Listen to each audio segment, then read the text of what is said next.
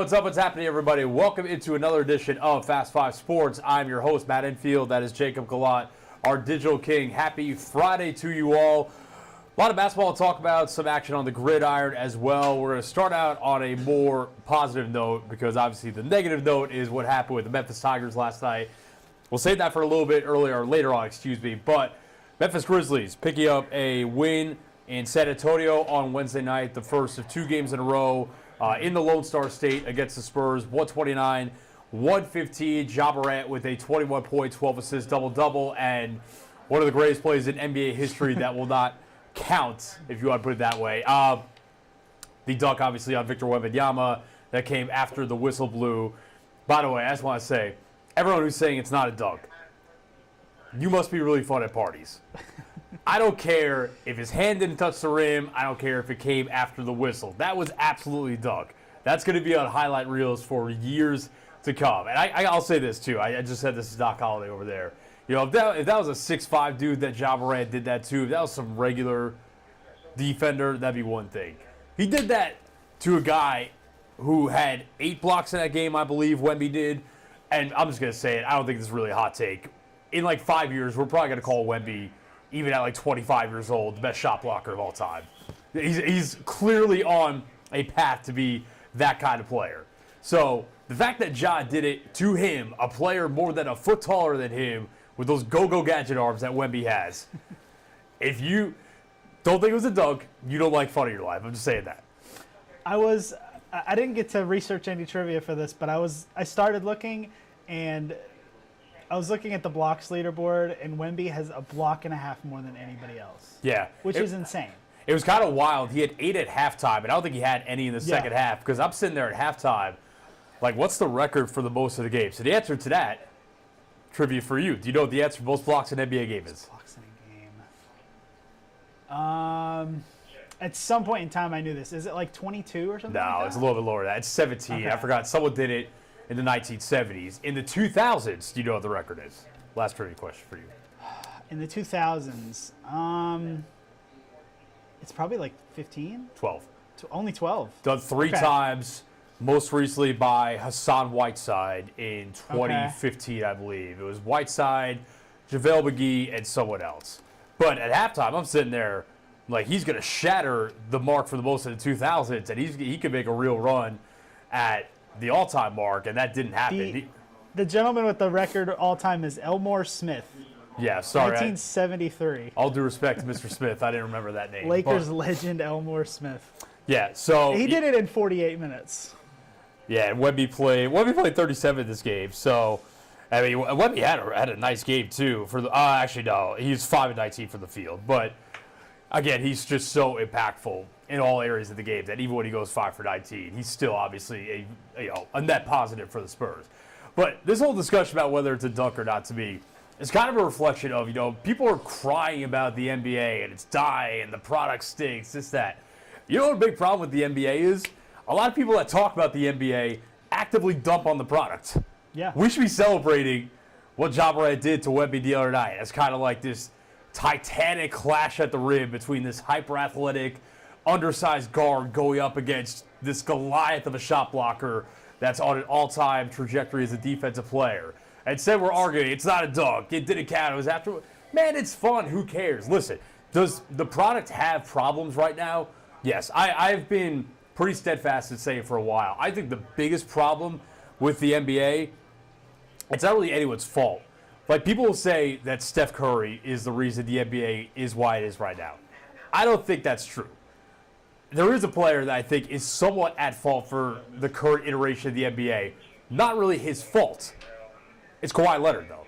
Because Kawhi Leonard in 2019 with the Raptors basically laid out the blueprint of, if you're a really good team, basically, if you get to the playoffs healthy with a decent enough seed, although we saw a couple of years ago, thinking of the Lakers getting to the conference finals out of the play-in, the Miami Heat getting to the finals out of the play-in. If you're a good team, basically the goal should be get to the playoffs with all your stars healthy, with a decent enough seed, and you've got a shot to win the whole thing. You don't have to be the 1 seed. You don't have to be the 2 seed. Helps, but you don't have to be.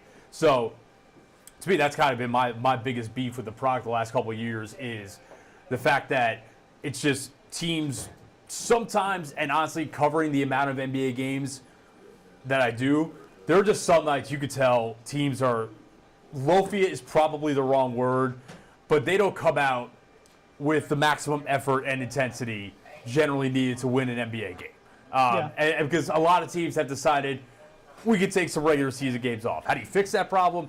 I don't know. Obviously, the league has tried to impose fines for players taking load management nights on nationally televised games and whatnot. I think the answer is probably shorten the season, but they're not going to do that because obviously that costs them a lot of money. So, but I will say, people also don't appreciate the fact that there is so much talent on an NBA court every night now, basically every game you watch. Athleticism really does win you games. Yeah. It's interesting on this similar topic. Did you see Adam Silver on, I think it was Colin Cowherd this week?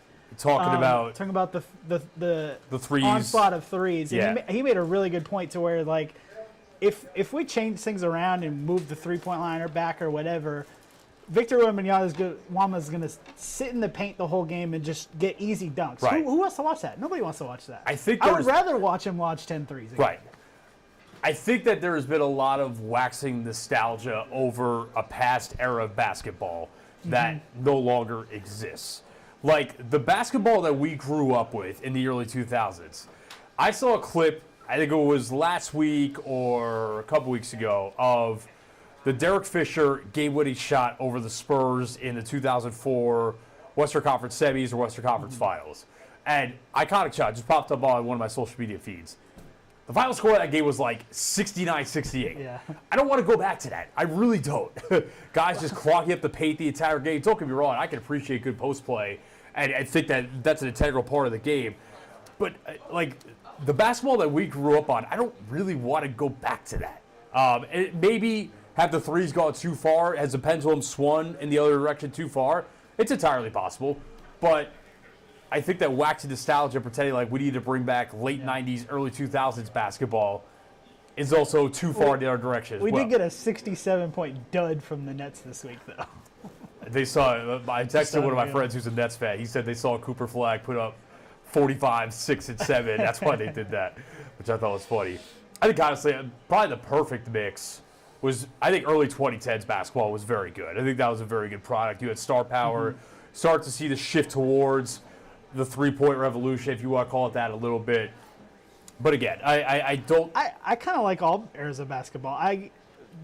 What really got me into loving basketball is like that, like the Steve Nash Suns against the Spurs and the styles clashing and the bloody nose and 7 seconds or less. That's when I was like, oh, I love watching this. Yeah, it's just it's very rare to watch an NBA game now where no matter how bad the team is, I'm talking about even some of the worst teams in the league, where you don't watch a team, you're like, oh, these players are really good. Like, this team, even when they stink, has two guys that are really good. And I got to tell you a general discussion on Twitter a couple weeks ago just about the quality of basketball now compared to 20, 30 years ago. And someone brought up, they're like, oh, the players 20, 30 years ago would destroy these guys now. And I'm like, maybe were they more fundamentally sound? I guess you could kind of make that argument. But, like, the average, like, the 6th or 7th guy off the bench 20 or 30 years ago is probably not touching an NBA floor now. Or if they are, they're at the very back of the rotation. At the same time, like, if you just threw, like, a really good team like the 03 Spurs or something and ran them against a team today that's just bombing threes relentlessly and throwing 5, 6, 9 guys with 7-foot wingspans at you, they wouldn't know what to do. Yeah. They would be lost. I mean, that was that. And that's like one of the best teams of all time. That was that argument. Remember when the Warriors were in the middle of their run when they had KD and Draymond Green and Shaq went back and forth about who would win, the 17 Warriors or the 01 Lakers? It's like, I don't know. Because the Warriors would just bomb threes and Steph and Clay and KD would run it up real quick, but then Draymond said he was guarding Shaq inside. I don't know how that's going to go. So it would go poorly, but I think Derek Fisher on Steph Curry is probably a worse matchup. That could be fun to watch, actually, now you bring that up. All right, this whole tangent about just basketball in general. But back to the Grizzlies. So they play the Spurs again tonight, and then they return home to FedEx Forum for 4 games next week, which is going to be, I think, a good kind of reset for them because they've had It's been a tough kind of road sway just in terms of the quality of opponents you've played. Losing to the Rockets on Monday, obviously, it was nice to get that win against the Spurs last night, and then you get the Spurs again tonight, and then return home, which is a place, once again, where they've been really good this year. They have reestablished themselves as a really good home team, much like they were the last couple of years before last season's injury-plagued season. So, and Ja Morant is a game-time decision tonight, so he's listed as game-time decision. So. I think he'll play. He's with right foot soreness. A lot of power going through that foot when he dunked on Wemby. So, but here's the thing with the Grizzlies. I will say this, and I said this after Monday when they lost to the Rockets. I know the Grizzlies can beat teams like the Spurs. I know, respectfully, they can beat teams like the Timberwolves, who they play again on Monday, who they beat last Saturday. But that's a different story. Yeah. That was a fun game, though. That was a very fun game. I know they can beat those teams. I think the thing I want to see for them whenever they get their shot next, it's going to be a while, I think, before they play another one of those teams that's kind of right in the thick of the playoffs in the West. Not the play-in, the playoffs is they've struggled against other teams that are hovering around the top 6 of the West this season. I tweeted this on Monday, but the standings have changed since then. But after Monday night, they were 3-8 against fellow teams that were also in the top 6 in the West. At the time, that was OKC, Houston, Denver, Dallas, and the Lakers. And now I think Dallas has dropped out of the top 6, and the Clippers are back in. But 3-8 against those teams. Next one they got Houston on January 30th. Yeah, at the end of January. And I think they play, it's in the East, but they played the Knicks right before that as well. So I have the schedule ready to go if you want to take a look at it. Because that'll include the end of the road trip tonight against the Spurs, and then back home Monday for the MLK Day game against the Wolves, nationally televised game. Tonight's also nationally televised, but you can also catch it on FanDuel Sports Network if you want to watch with Pete and Brevin. And then home for the MLK Day game against the Wolves on Monday.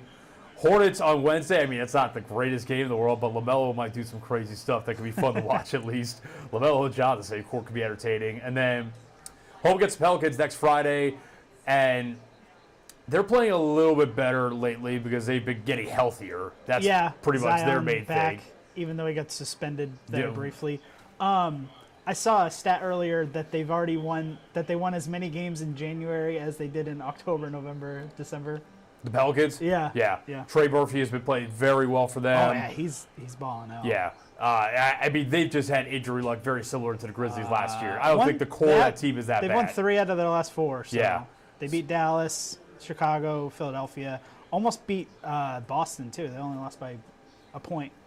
Kind of easy to beat Philly when Joel Embiid is taking PTO, which he has been the majority of the season. He's on an extended PTO. Although my Knicks went down to the wire with them the other night. So, but yeah, going back to the point of just, can the Grizzlies beat the best of the best in the West? Because if you want to go on the run that you hope they can as a fan, they're going to have to beat some of those teams.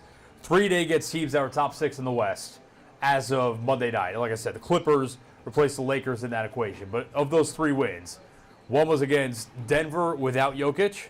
They then lost the next game to Denver without Jokic.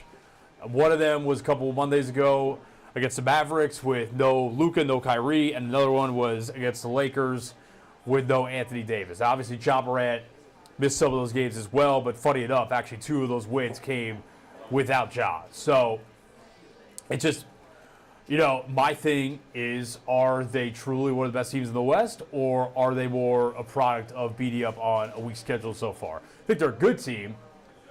The question is, how much confidence do you have that if they face a Denver in the first round, a Lakers in the first round, because that's been kind of a bad matchup for them the last couple of years, the Clippers, whoever it might be, do you have confidence they can win, or do they need home court? How high can they climb in the standings? Because right now the Rockets have created a little bit of separation, and they've won all 3 games so far in the regular season. They have the tiebreaker, so it becomes a lot tougher to get that number 2 seed. So how do they really stack up in the West is, I think, my question. It would be nice over the next couple months when they get their shots against the Houstons, the Denvers, the OKCs, to see them rack up a couple wins and, kind of strike a little bit of fear of those teams that if they play them in the postseason, that's going to be a tough series. Really, the West right now is just OKC and then everybody else. You know. Oh, yeah. And Houston and Memphis have a little bit of cushion, but the gap from Denver's Denver right there, at too. 4 to Golden State at 11 is only 4 games. Yeah. So it's very tight in that middle. I don't see the Grizzlies falling to the play-in. I still think that they're good enough to where no matter what happens, essentially, they'll be able to keep their playoff spot. But, again, you want as high a seed as possible, and you probably want to avoid playing. I do think there is a little bit of gap in quality once you get past 7. Although, I'll tell you what, man. The Mike Brown firing got a lot of criticism, including from me. Doug Christie has those boys rolling right now. So they could be an interesting first-round matchup for someone. Still think your Timberwolves could potentially be a tough first-round matchup for someone. If they can figure out how to play offense with Randall, sure. Yeah. Another good note for the Grizzlies as well is that G.G. Jackson, I believe, is going to return for the MLK Day game on Monday. He has not played the season after breaking his foot towards the end of the offseason. Also, he put to bed last night one of the dumbest conspiracy theories in the history of Grizzlies Twitter. People complaining that he got sent down to South Haven. They didn't know what they're doing. Why is he being sent down there? No other team does this. And then Gigi hopped on Twitter last night in the midst of all this discussion and said, oh, it was my idea from the jump.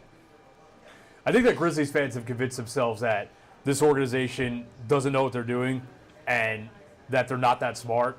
And don't get me wrong, I'm not saying that they are immune from criticism or that they don't miscalculate things or do things wrong. I've criticized them plenty for a number of different things. You could probably criticize them a good bit right now for many things, even though they are top 3 in the West. But coming from someone who has watched the franchise he grew up on be perpetually one of the worst in the NBA for an extended stretch of my life.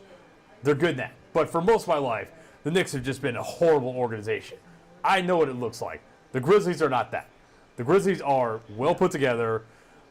I know the coaching decisions in games sometimes are a little bit questionable, and criticism of that is valid. But overall, this is a good operation.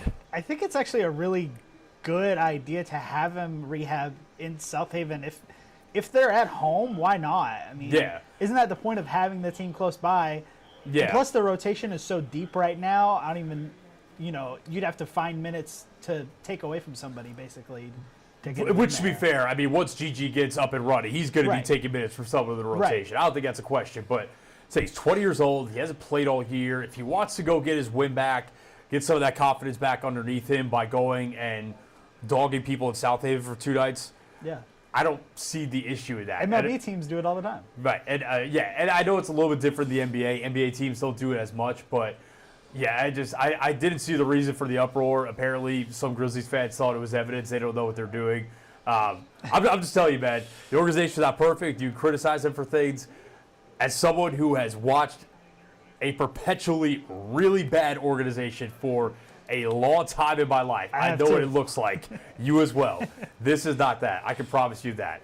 Yet, I'm not saying I'm not going to criticize them because I can go criticize them about how bad they've been against some of the best of the West, some of their crunch time performances, how they're using Zach Edey, all this stuff. But as far as G.G. Jackson going to the G League for 2 games, being evidence that they're trying to be too smart, I don't think it quite fits the bill. So I'm glad G.G. put that to rest himself last night because that was a little bit silly. All right, we're going to hit a 30-second break and come back and talk about the Memphis Tigers' unfortunate loss in Philadelphia against Temple last night. We'll be right back. Stay locked.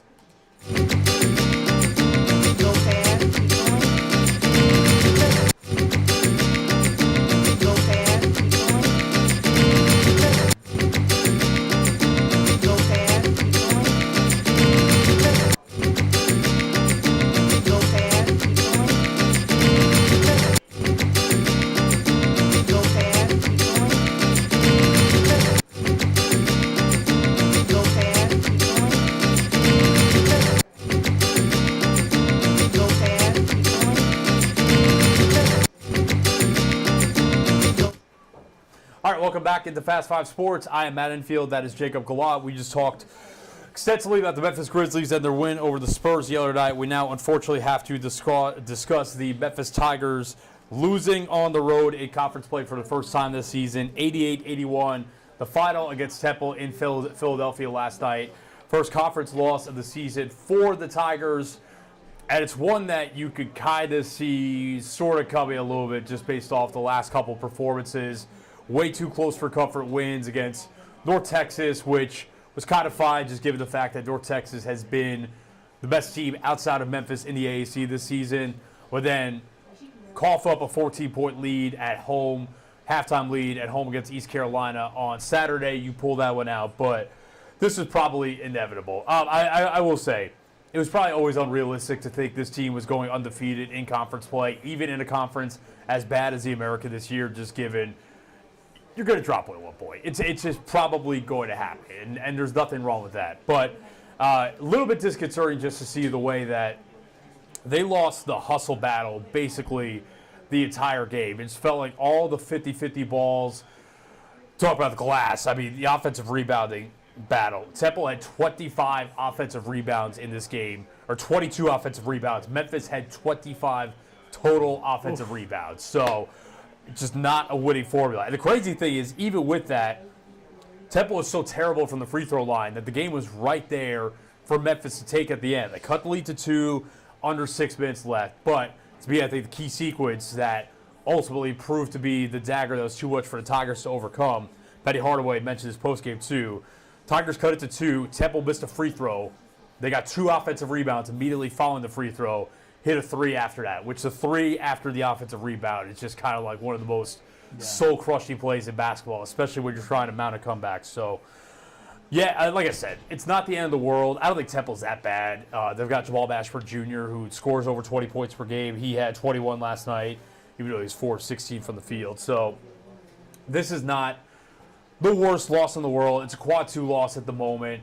It's better than dropping one of those games at home, but still, I think going to Charlotte on Sunday, a team that's been really bad so far this season, you would like to see a pretty dominant performance from the Tigers just because they started out conference play on such a high. I mean, they went to FAU and demolished FAU at their place. And I'm going to tell you from, talking to Petty Hardaway, and he said it in the press conference after the game. He mentioned it to us when we were taping his TV show a couple weeks ago. Petty said FAU is going to be a good team if they could stick together. So I think that was a really, really quality win to start conference play, and they've just followed it up with 3 kind of uninspiring performances. Again, North Texas, that wasn't like a panic-type game, and they're a quality enough team to where you're cool with eking out a close win at the end, but give you up a 14-point halftime lead to East Carolina and then dropping this game last night. It's like, okay, let's get this train back on the tracks and really put our throats on someone's neck here on the road at Charlotte on Sunday, I think is what everyone wants to see. It's a good opponent to get it done with, too. Charlotte's on a 6-game losing streak. Yes. Yeah, not many quality wins on their schedule. Yeah, it's been bad for them this year. Yeah, you really just want to see a domination, really, after coming back from a loss, which they have done this year. Yep. They have rebounded from some Mississippi not great State, losses. then to Ole Miss next Saturday. Yeah. It's just a matter of, and again, everyone is going to say, is this a repeat of last year? I tend to think it's not. I've said it. The vibes on this year's team are generally very good. All the guys I've interacted with, like good, cool, like nice people, and they generally seem to get along with each other really, really well, where you can kind of tell last year's team, like, they were fractured pretty early on in conference play and just didn't have the chemistry necessary to bounce back from that. I think this year's team will be able to, but like go out and dominate someone on Sunday, because here's the thing we've talked about before. Every game in conference play, because you are favored, is a landmine. And it's not like you're favored slightly. You're favored by a lot in most of these games. So the way to boost your NCAA tournament resume, assuming you get there, is by running up the margins really high, a la what they did to the Owls. So, yeah, you got to do that. You got to do that on the road, and you got to do that at home, because there are not a lot of resume boosters left on this schedule other than, I imagine, the conference tournament. And every loss, my guy Greg Gassett over at Sports 56, friend of the program, he said basically he thinks every loss is one drop on the seed line. So, like, interesting, yeah. And that kind of, you look like Joe Lenardi's bracketology today. He has them as a 5 seed at the moment. When he was, I think they were a 4 coming into the week. So they were. it just is what it is, and it's life. I'm telling you, like, I don't think that's given enough credit. Obviously, if they were playing a tougher conference, they would probably lose more games. But I think kind of the mental tightrope that they have to walk of knowing that they are huge favorites in every one of their conference games. And if they lose any of them, the consequences are potentially catastrophic. I don't think this one was. I'm just saying, that's tough. It's a lot of pressure on a team. Yeah, you get the target on your back. So Every single one. And that's where, you go from you were the Hunters, all of non-conference play against these big-time programs to now you are the hunted every single night. Do we have an upcoming schedule? Sure do. All right, let's take a look at it. Again, it's not fantastic. These are not true resume builders on here, but at Charlotte on Sunday, not a great team. Wichita State has kind of been one of the better teams in the American this year. Again, it's not exactly a very high bar to clear, but it is what it is. Home against the preseason pick by the coaches to win the conference, UAB. It has been a rough go of it for the Blazers.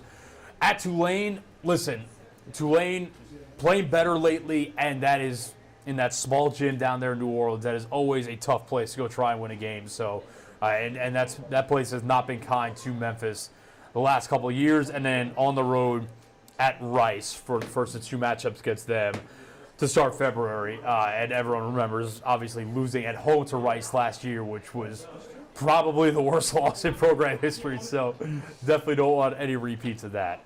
All in all, I think they'll be fine. It was weird yesterday watching PJ Haggerty. He was like very quiet in the first half. Came alive in the second, although I said that guy has been one of the best clutch free throw shooters in the country this year. And then last night missed 3 in a row at one point, which is kind of shocking to see. And you don't often see PJ Haggerty get all that mad, but you could tell he was pretty ticked at himself after those. So, yeah, just kind of I would like to see him establish himself early on. I think the bigs have to play better. I think Dane Danger comes alive in the second half of these games, but Nicholas Jourdain again last night was not really all that good. He has not played well lately, and it's problematic because they basically have a rotation of 3 bigs, and that's largely a byproduct of losing Tyreek Smith on opening day of the season to the transfer portal. But it's kind of why I thought when they went out in the portal and made a midseason addition, it would be to go grab a big guy.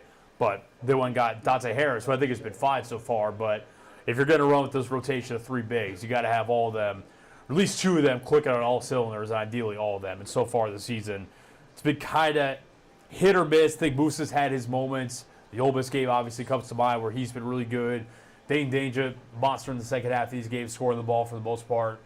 Jourdain would like to see him get on track a little bit. And then one other guy, Colby Rogers, great shooter, can kind of run hot and cold. I think if he could get back to the flow that he had against like Clemson, that comes to mind, and Ole Miss, then I think they can be really cooking again. So I think they'll be fine. They're still 13-4. Generally, good team, easily the best team in the conference, but let's start beating these teams by 15-20. How about it? Sure, Tigers fans would appreciate that. Yeah, I think that could go a long way. All right, on that note, we're going to take another 30-second break, come back, talk the national championship game and the NFL divisional round this weekend, so keep it locked in on Fast 5 Sports. We'll be right back. Go fast, keep going. Go fast, keep going. Go fast, keep going. Go fast, keep going.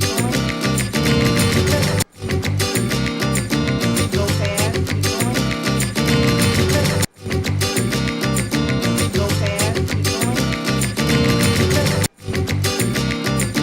Go fast, keep going. Go fast, keep going.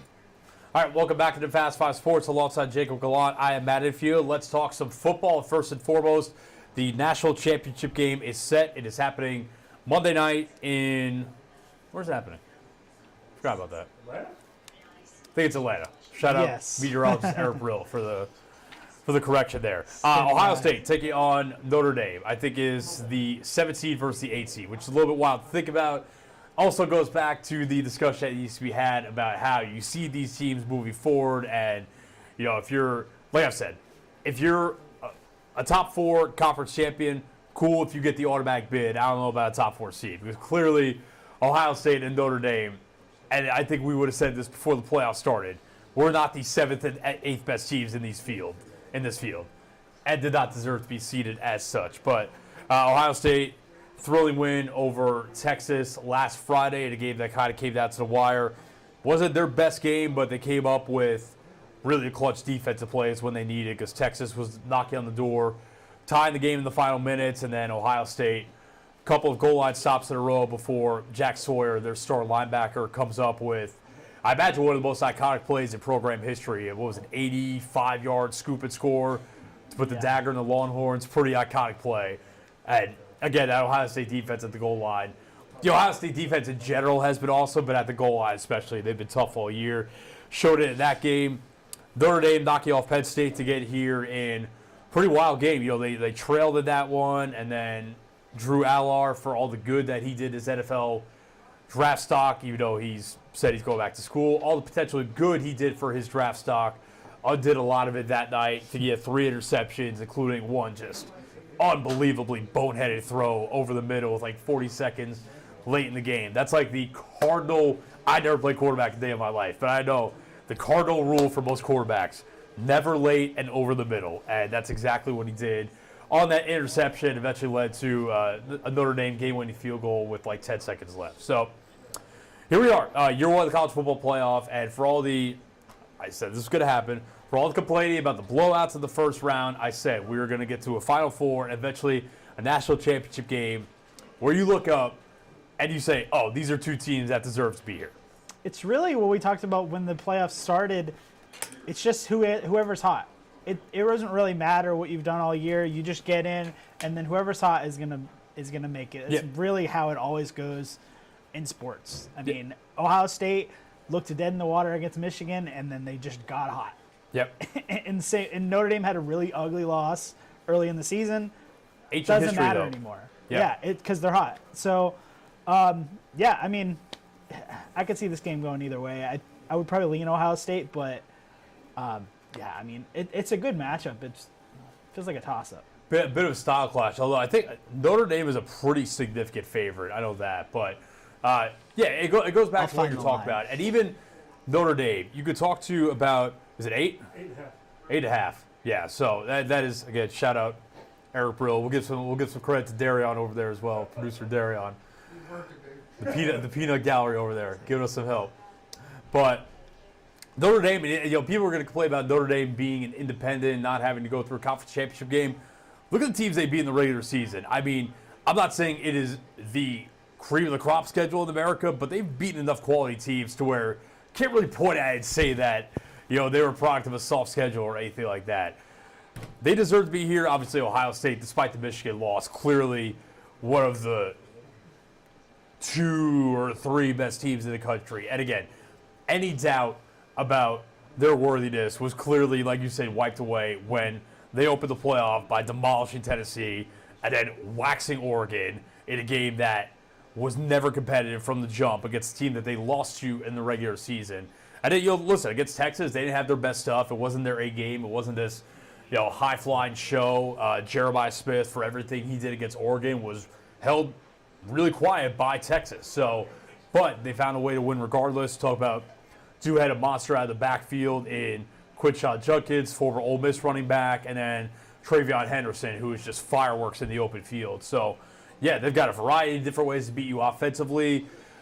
Basically, Will Howard just has to not lose them the game because they've got the weapons between Jeremiah Smith, Emeka Buka, and then the two-headed monster out of the backfield. And the defense is good enough to where, as long as Will Howard is just not throwing picks left and right and totally playing them out of the game, they'll be fine.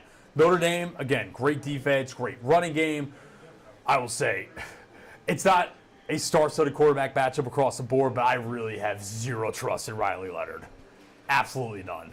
And he just, the funny thing is, I thought he looked and played pretty well at Duke last year, but I have seen nothing this year that suggests to me, like, I am worried in this game, if I'm a Notre Dame fan, that Ohio State gets out to an early lead, and then I don't think the Fighting Irish are a team that is built to play catch-up. That does not seem like a style clash that's going to work out well for them whatsoever. So, I've got Ohio State. The 8.5 is a lot. I would probably take the 8.5. Yeah, I think there's a lot of NFL talent on that roster. Yeah. I think they're going to be tough to overcome. Whatever the saying was before the season, the best roster that 20 million could buy. I mean, it's pretty good. I mean, they've certainly had better quarterbacks, but Ohio State's just unstoppable whenever you change the playoff format. it's true. Going back to 2015 as well. Shout out Zeke Elliott. Yeah, I mean, really the two quote-unquote weaknesses on this team, and really it's just compared to past Ohio State quarterbacks, is Will Howard is not a C.J. Stroud or a Justin Fields or someone like that, and they don't have maybe the dominant edge rusher a la Nick Bosa, Chase Young, guys in that pedigree. But yeah, their defense has been awesome all year. They're allowing like 12 points per game. Been money on the goal line. They've got NFL weapons all over the place on offense. So yeah, give me Ohio State. It would be their first championship in exactly 10 years, I believe. Since the Zeke Elliott. Yep. Zeke Elliott, Cardell Jones. Man, Cardell Jones. Zeke was going insane in the playoffs He was. that year, though. Cardell Jones, all-time bad decision to not go to the draft after that playoff run, though. Cost himself a lot of money by going back to school the next year. Yeah. Where did he end up getting drafted? Like third round? Or? I think it was like fourth round, and Later. he never stuck in the NFL. No, yeah. He probably, I imagine, would have been a bust, even if he won in the first round, but still, get that money at least. Fourth rounder by the Bills. Remember there were stories about him in NFL training camp, like he broke a reporter's phone, he threw it so far out of bounds or something like that. I forgot exactly how the story went. It was something along those lines. So, yeah, give me Ohio State on Monday. Give me the 8.5. Not official gambling advice, but yeah, I just think I would agree to that. I just think they have too much offensive firepower, and they have the quarterback. I trust more in this game. Yeah, I just cannot get on board with Riley Leonard. And I think Notre Dame's defense is good, but not good enough to stop them, not contain them. Yeah. Before the national championship game on Monday, though, we have, frankly, the best weekend on the NFL calendar. Divisional round, 4 games on tap, 2 games tomorrow, 2 games on Sunday. We have a schedule for this or not? I don't have a graphic. It's all good. But, it's all good. I will read it but off. we can read them off pretty easily. For sure. So Saturday is Texans Chiefs. Yep. Followed by Commanders Lions. Sunday we get Rams Eagles, unfortunately, and then Ravens Bills. Why do you unfortunately? Oh well, because I would have preferred Green Bay being in it. Oh, fair. Yeah. Yeah, a bit of a Can't help Christian Watson's. Yeah, that was a bit of a dud performance by the Packers. We had a lot of duds in round 1, especially from some really good quarterbacks. Justin Herbert, Bad day for Herbert stock. Jordan Love. Yeah. Hey, listen, like I said, if you're selling your Justin Herbert stock, I will buy all of it. I know you're. I will buy all of it. And did you see the receiving box score for that game? Lad McConkey had like 190 yards. The next highest receiver was Will Disley with like 16. It was really evident in that game that despite the fact that the Chargers overachieved this year and have, frankly, a franchise quarterback, one of the best quarterbacks in the league in my opinion, and a young star receiver, Lad McConkey, the overall collection of talent on that team is still at least this offseason away. Yeah. Because even the Texans, who haven't played great this year and have their own deficiencies, those edge rushers just made Herbert's life a living hell. Their quarters on the outside, Derek Stingley, Lassiter, the rookie. Yeah, it was just there was a talent gap that played out, and that was a big reason why that score ended up being as lopsided as it was. And even I think the Packers-Eagles game kind of showed that a little bit, although Jordan Love did not play his best game, but like you said, Christian Watson gets hurt. Packers had guys dropping like flies in that game. Yeah, Jenkins and Watson both being out, I think, was the killer because without Watson's vertical threat, they really don't have anyone else that can challenge you deep. So yeah, and then they started rotating. And plus, they couldn't block because Jenkins was out. They were rotating in backups at left That guard. had no snaps all year. Yeah, guys, I follow. I used to cover the Packers, so I followed them closely enough. I had no idea who these cats were. Yeah. Not one. And they started benching some of those guys and bringing new guys. After about 3 penalties, the first guy got benched. Yeah. It was tough for them. And then Jaden Reed gets hurt in the game. Romeo Dobbs, another concussion by looks of it, so hopefully he'll be all right. But, yeah, rough one for them. Rough game for the Vikings on Monday night against the Rams. Sam Darnold. Bad day for Sam Darnold stocked as well. Bad day for Sam Darnold's bank account because he cost himself a lot of money the last 2 weeks. I got to believe somebody's going to give him a nice bag, but the years on that contract may have gone down. Yeah, I think before he was probably looking at like a Baker Mayfield contract, and Yeah. now it might be Another one. like deal. it could be a Maybe 1 year two. proven deal. Maybe it's like a 2 year deal where like the second year is it all guaranteed, something like that. We move one step closer to the Aaron Rodgers to the Vikings prophecy. We'll see. Vikings fans are very high on J.J. McCarthy. To be determined if that plays out or not. But let's talk about teams that are still alive. We've got Texans Chiefs tomorrow. I believe the Chiefs are, unsurprisingly, pretty heavy favorites in this game as well. I think it's over 8 points. Let's check that. It'll be the first time that their starters have played since Christmas Day when they beat the Steelers and Santa Reed came into the locker room and told them their gift was the bye and home field advantage. So. Although, if you are the Texans, you do have to feel pretty good about the way last week played out because that was the best game they've played in a long while because they kind of limped into the playoffs. So it's good to see C.J. Stroud playing well. By Nico Collins, top 10 receiver by the end of the season take, even though he got hurt for a good portion of this year. That has aged very well. I might put him top 5. He's definitely knocking on the door top 5 if he's not there. Yeah, 8.5 is the line on that Yeah. one. I think the way the Texans win this game is if those two edge rushers, Will Anderson and Daniil Hunter, if they're getting home consistently and making Patrick Mahomes uncomfortable, that is probably the formula. Although even then, Patrick Mahomes is so good at escaping sacks and keeping plays alive that it might not be enough. So that's probably the formula.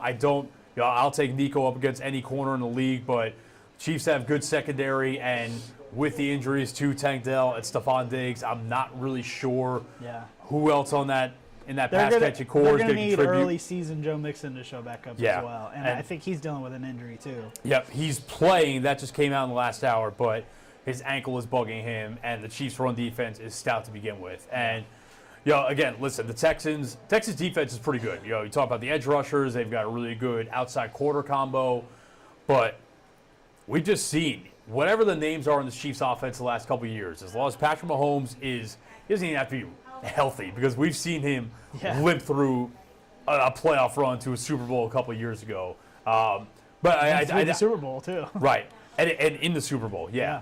But I think the pass catching core is in pretty good shape. I'm expecting Travis Kelce, much like he did last year, to really come alive on this playoff run. I think he's definitely at this point in his career where he kind of coasts through the regular season, saves a little gas in the tank, and then once January rolls around, flips the switch, it's time to go. But Kelce, Xavier Worthy's played really well lately. I'm curious to see what Hollywood Brown looks like now he's had a couple more weeks to kind of get healthier as well, because that was obviously the big kind of offseason acquisition for them. So Crazy to think a year with 97 catches is coasting. right. But yeah, I think there's He a had like point to it. 830 yards though, right? 823. So it was a lot of like underneath Only stuff. 3 touchdowns. So He's still kind of the safety blanket on third downs and whatnot when you need to move the chains. But I think he's clearly lost a step, but I also still think when you look at what he did in the playoffs last year, he has enough in the tank to where he can turn it on and be a real contributor in the playoffs. So I got Chiefs in that one. I think probably the most high-flying game of the weekend. I don't know if it's the best game of the weekend, but, man, I think there are going to be some points scored at Commanders-Lions. Jay Daniels, once again, just one of the best rookie seasons of all time. I think you have to say that. Crazy to think about. We talked about last year what C.J. Stroud did and how amazing that season was. And I think Jaden Daniels has honestly been better. Yeah, I think so, he's been especially given people. Listen, I know people talk about some of these Commanders skill position guys. Listen to me, they have one true difference-making skill position player. It's Terry McLaurin. Like Brian Robinson. He's a really good one though. Brian Robinson's fine. Austin Eckler at this point of his career is fine. Yeah. But Jay Daniels has got De'Ami Brown going crazy last week. He's had Olamide Zaccheaus, Falcons legend, come out of nowhere and be a real contributor for this team. And just, the way Daniels operated last week on that game-winning drive against the Buccaneers, just so cool, calm, collected. Getting out of the grasp of Kalijah Kancey on that third down to move the chains. Like I said, I was really high on Jane Daniels after his last 2 years at LSU. There is no way you could have told me he was going to walk into the NFL and do this. I mean, it has been amazing. No way. Go ahead. Line on that game is 9.5 Detroit. I was going to say, despite that, And I think the Commanders will be able to do some things offensively in this game. I have zero faith their defense. Okay, unit. They've had their good moments. They've had their bad moments this year. I have zero faith the Commanders' defense is going to do anything to stop the Lions' offense, which is much more a compliment to the Lions' offense than a shot at the Commanders' defense. But we've talked about the Lions' defense and losing all these guys, and is this too much? Are these too many body blows to the defense? Can they survive this?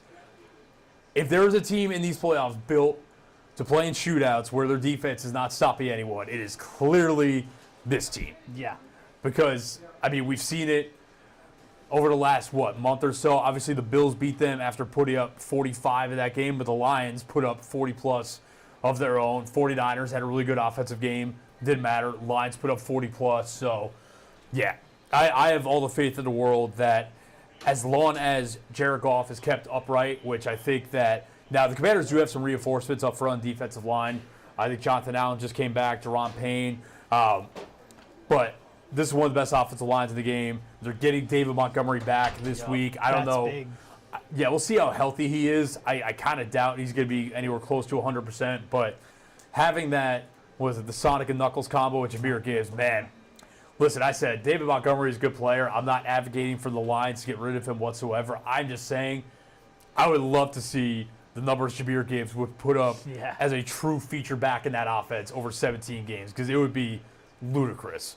Special talent. But yeah, just all the weapons they have between those guys, Amon-Ra St. Brown, Jameson Williams has really come alive over the course of the season, but especially lately it feels like going back to that Monday night game against the 49ers. Sam Laporta, I could very easily see the Lions putting up 40-plus points in this game. And could the Commanders?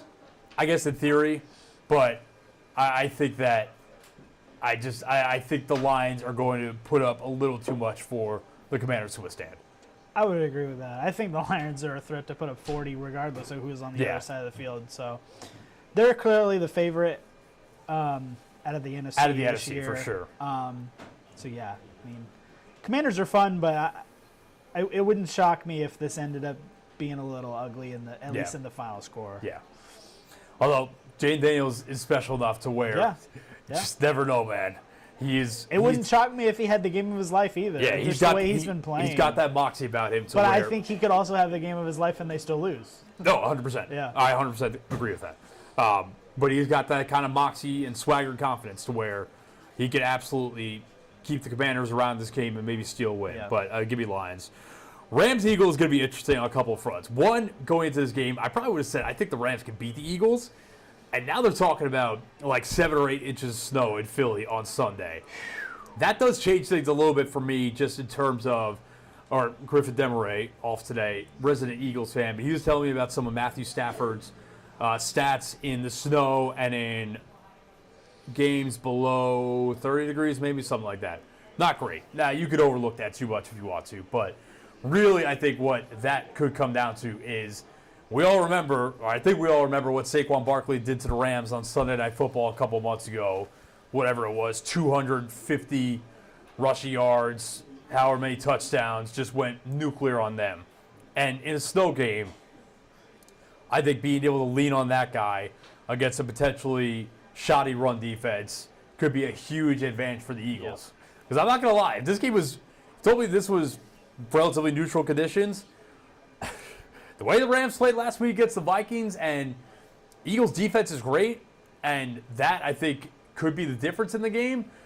That Eagles' offense against Packers last week did not play all that great. I mean, think about it. They scored a touchdown on I don't think they played well at all. the first play from scrimmage after a fumble that probably wasn't really a fumble by Keyshawn Nixon on the opening kick. But after that, they scored 15 points after being gifted essentially not quite a free touchdown, but pretty close to it. Really, the only thing they had going was Saquon, and it's not like he ran for 1,000,000 yards. Yeah. He had a solid game, but And his stats were inflated by he broke a run where he slid down right at the end of the game to kill clock. Obviously, if he finished that run, his stats would have been crazy. But that wasn't. I think Saquon was the MVP of that game for Philly. I didn't look at that game like, dang, Saquon just went nuclear at all. right, no. They really got to get A.J. Brown going. I mean, he was reading books on the He's too side. busy reading, baby. Inner excellence. A.J. Brown made that guy, God knows how, the author of that book, God knows how much money, because Shout out. that book went to #1 on the Amazon bestsellers list, strictly it off was that. like number 5,700 Yeah. or something before that. Yeah, they really have to. I think if A.J. Brown doesn't get going, then the Rams are probably going to win this game. But Oh, so you got the Rams. Do you have the Rams? no, I'm going to stop short. I think the Eagles will win, but they have to play better than they did last Yeah. week. If the same team, if the same offense shows up as did last week, they're not going to win this game. Again, But there is the snow element too. So if there wasn't 7 to 8 inches of snow coming, like is being reported, yeah. if you take that factor out, I might take the Rams. But with that in there and knowing that Philly could just lean on Saquon the whole game, I'll take the Kyron Eagles. Williams had a really great year too. Yeah, Kyron Williams good. But He's what's running the in a dome, saying? But A Chrysler 300 looked like a Phantom until a Phantom pull up. Kyron Williams is good. Kyron Williams compared to He's not Saquon Saquon Barkley is Barkley, a no. Chrysler 300. Saquon's the Phantom. So, no disrespect to Kyron Williams. He is a good player, but he's not Saquon Barkley. So, yeah, right, give me the Eagles right. in this one Yeah, as well. yeah. I'll take Eagles as well. Yeah, the game really of the weekend, without a doubt. I can't wait for this one. Yeah, and I have no read on this game whatsoever. Ravens-Bills, obviously a matchup of the likely top 2 finishers in the MVP race, which we think Lamar Jackson will win his 3rd MVP just based off him being first-team All-Pro at quarterback. Kind of stealing the award late in the season from Josh Allen, who was the heavy favorite even after they played the Rams like week 15 or whatever. Allen was a huge favorite, and then Lamar came on really strong at the end of the year and it looks like stole that award away. But MVPs are cool, but these are kind of games that kind of define or help craft the quarterback's legacy. And we've got 2 quarterbacks that, frankly, need to get over the Mahomes hump, but first they have to beat one another to get that chance, likely, unless Texas pull the upset. And I think Lamar, assuming he wins MVP number 3, I think he's already a Hall of Famer regardless. If he wins a 3rd MVP, he is moonwalking to the Hall of Fame. I think he's a Hall of Famer if he doesn't win MVP. Right. I agree with that. But assuming he wins his 3rd MVP, I mean, he could retire tomorrow, and he is absolutely moonwalking into there. Yeah. He would be the youngest player in the history of the sport with 3 MVPs, which is pretty crazy to think about. But the one knock on him is obviously the playoff resume, and he's had some clunkers in there, including last year against the Chiefs in the AFC Championship game, which I'm not putting that solely on him because that game plan was atrocious by Todd Monken. They should have been much more run-heavy in that game than they were. But this is a chance to kind of wash away some of the clunkers against the Chiefs last year, against the Bills in, I think that was 2020 or 2021, against the Titans in 2019. This is a chance to kind of wash that away. Go on the road, potentially outplay Josh Allen and beat the Bills and advance to the AFC Championship game. It's a really big opportunity for Lamar. I mean, it is for Josh Allen as well, too, because, again, in an era where you have kind of this, I'll say it, this Michael Jordan-esque figure in Patrick Mahomes that is kind of limiting everyone else's playoff success. I mean, Allen's probably played about as well as he has his entire career this year. I would say so. But if you lose this game, a lot of people are going to kind of remember that, and that's kind of going to be the lasting image of the year, despite the fact that he's carried this lack of weapons, we'll call it that. They have a bunch of decent players, but no true, like not Stephon Diggs of years past. But yeah, this is a huge game for both these quarterbacks, and obviously the chatter around whoever loses is going to be very loud going into the offseason, assuming they don't both play really, really well. But We should be able to retroactively just give whoever wins this game the MVP. It should be for the MVP. again, I think I've got Allen for what it's worth, but I have no as problem well. with Lamar winning it. I think, to me, it feels like this is the Ravens' year to do it. It's like, if not now, when? You added Derrick Henry. The offense has been incredible. Yeah. If you can't get over the hump this year, it just doesn't feel like it's coming, which, there's still plenty of time. Yeah. Lamar's not old yet, so. But like with this iteration of the team, yeah. Right. It feels like the Bills maybe kind of overachieved this year. They lost Diggs. They don't have as many weapons as some of the other top teams in the AFC. So I don't know. It feels like it's got to be the Ravens now. It's like they have to get over the hump now, it feels like. to where there's maybe a little bit more grace for Allen because he's carrying, a worse Right. roster, I think, I agree with to that. the same level. So, I I think the Ravens are the better team. I think they will pull it off. But it would not shock me at all if Josh Allen just goes crazy and beats them. all that's true about Allen, the narrative, but if he loses a home playoff game to the Ravens, that's going to add to a little bit of the chatter as well. Although Allen, by and large, played very well in the playoffs and lost some just wacky games where the defense couldn't get the stop they needed, or he never got the ball back, a la Kansas City a couple years ago. So, yeah, I'm with you, though. This is a game where I think Derrick Henry could really make a big difference. No, doesn't look like Zay Flowers is going to play for Baltimore. He has a practice all week. So can Rashad Bateman and Nelson Aguilar and Tyler Wallace give you enough on the outside? I do think that it's going to be a very heavy two tight end game. A lot of Mark Andrews, a lot of Isaiah Likely. And, yeah, I mean, can you stop the dual threat in the run game between Lamar Jackson and Derrick Henry? Because not many have the entire season. No. And it must be said, too, the Ravens defense, after a really poor start to the season, the second half of the year has been, I think by most metrics, the best defense in the NFL. But they're going to have their stiffest test this coming weekend. Purely on vibes, I'm going Bills. Okay. I can't read see. this game. I do not have a good read on it. I'm going on vibes. I'm going Bills. I want the Ravens to win. I would like to see Lamar. I love Lamar's game. I would like to see him silence the haters and quiet the narratives and at least get to the Super Bowl this year. I think that'd be cool. But give me Bills. Just off vibes.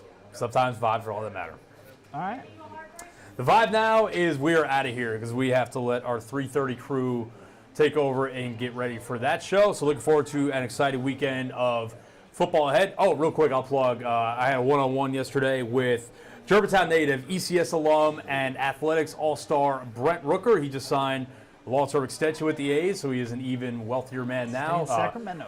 Man, yeah, playing Sacramento this year. Man, Brett's such a cool dude, man. Like, really appreciated his time yesterday. Really, really gracious. Kind of followed him along for his workout, a couple different spots, and had a really good conversation with him. So we're going to put the full conversation on YouTube. Story coming tonight on Action News 5 at 6. Grizzlies in